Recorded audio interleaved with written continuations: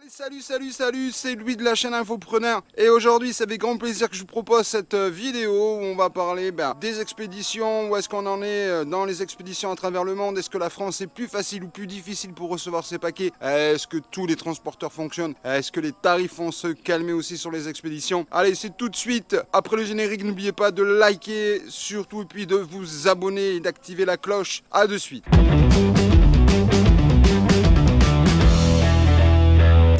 Alors, comme je viens de te l'indiquer dans le titre de cet épisode, je vais te faire un point sur la situation actuelle des expéditions dans le monde. Alors, comme je sais que majoritairement tu travailles sur le marché francophone, mais je travaille aussi sur le marché international, alors je vais d'abord te signaler que ça va de mieux en mieux. Ça dépend bien sûr quel système d'expédition tu prends, ça dépend quel produit tu fais envoyer. Bien sûr, si tu te fais envoyer 2 masques par DHL via un site géolocalisé en Asie, tu dois avoir ton colis qui a dû rester bloqué sur le quai à Hong Kong. Il faut savoir qu'il y a de plus en plus de plateformes d'expédition qui refusent d'envoyer des masques. Donc je pense que là, c'est sur toi, tu dois te dire, les colis, ça ne fonctionne pas. Par contre, moi, j'arrive à livrer personnellement en 7 jours en France et en 10 jours, puisque j'ai 2 forfaits de livraison actuellement et qu'après, on est sur du 15, 20 et 25 jours. Après, ça dépend ce que tu fais comme activité. Il y en a à qui ça plaît d'envoyer en 20, 25 jours. Alors pas parce qu'ils livrent leurs clients immédiatement, mais parce qu'ils fonctionnent plutôt sur un principe d'abonnement. Donc tout ça pour te dire qu'en fonction du type d'expédition que tu choisis, je ne vais pas te parler d'aujourd'hui ni de DHL, ni de AliExpress Packet, etc.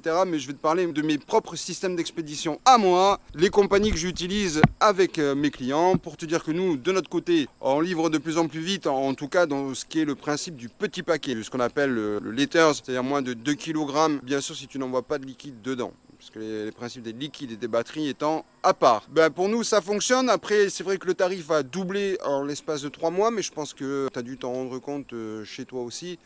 Que dès qu'il s'agit de nourriture, les tarifs ont augmenté aussi. Et que donc, voilà, tu le sais, et que si il n'y a pas de reprise et qu'on reste dans cet état un petit peu léthargique économiquement, les tarifs ne risquent pas de baisser. On attend des évolutions au niveau des compagnies d'aviation sur le transport grand public. À partir de juin, Turkish Airlines devrait rouvrir. À Hong Kong, l'aéroport est fonctionnel, etc. En Chine, ça devrait aussi recommencer à aller un peu mieux sur le petit paquet. Donc, encore un petit peu de courage pour ce mois de mai, on devrait vraiment y voir plus clair au mois de juin et j'espère vraiment un retour de tarifs beaucoup plus compétitifs, beaucoup plus intéressants. Par contre, pour la France, toujours, il peut y avoir des ralentissements dans certaines régions de France. Autant Amazon arrive toujours à livrer, pas en 24 heures pour du Prime, mais en 48-72 heures. Et ça ne marche pas dans toutes les régions de France, notamment, je pense à l'Aquitaine, où Amazon, c'est vraiment pas le pied, quoi. Donc, tout ça pour te dire que tu le sais certainement que la Poste, de temps en temps, appelle au droit de retrait et que ça dépend vraiment des régions dans lesquelles tu te trouves et donc la France ça reste toujours un petit peu délicat à travailler, enfin du moins ça a été un des pays les plus difficiles à travailler pendant cette période de confinement puisque le service public étant dominant et ayant monopole